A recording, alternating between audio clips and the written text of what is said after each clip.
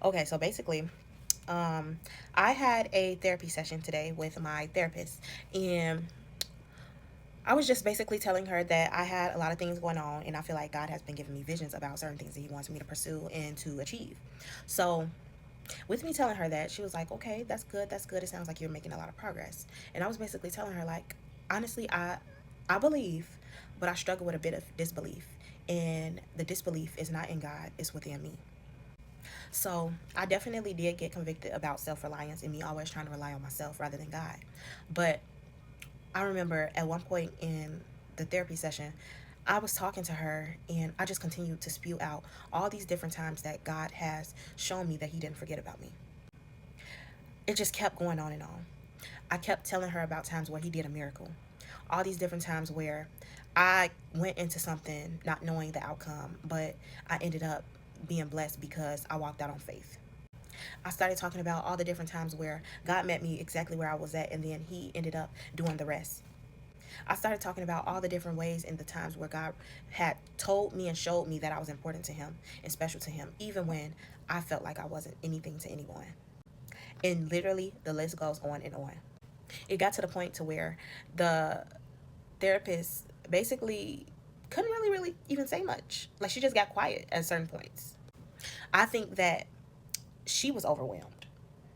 But on Monday, June 29th, I had received a revelation out of nowhere from God while I was on my way to work.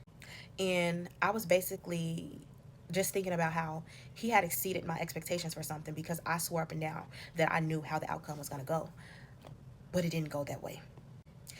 And everything was so perfect to the point where I couldn't believe it. Like, it got to the point to where I kept looking at my phone and just going back and trying to make sure that nothing changed and everything was the same, that it wasn't correct, that it actually was real. And God said to me, "Get used to walking into things that feel too good to be true." And after that, I was like, "Oh." Like, what? What you mean? So God has given me visions, to say the least, on certain things that He wants for me to pursue and do. And He has told me to do certain things in order to prepare.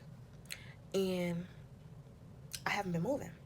I haven't been moving because it didn't look like it made sense. Me, I love God and I have faith, but when something seems like there is absolutely no way out, what are you going to do? It's definitely not prepare. You're just going to sit there, right? And that's what I was doing until God revealed to me that He always had a way out for me. Until God revealed to me that this vision was intentional and that this was the time to pursue it. Until God told me everything that He wants for me. And it seemed way too real, way too good to be true. Like, God, is that you? That's what you want for me? That's too big. Are you sure? See, me, I struggle with imposter syndrome. I feel like if I am the one in the seat, I don't deserve it. So I feel like the seat loses value because I'm in it. But God doesn't see it that way. You did everything you needed to do in order to receive and get in that seat.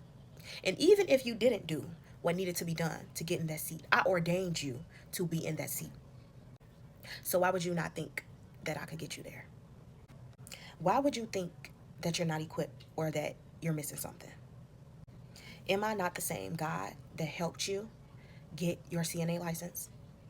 Am I not the same God that got you into those rooms that you never thought you would be in? Am I not the same God that have you currently sitting in an answered prayer right now? Am I not the same God?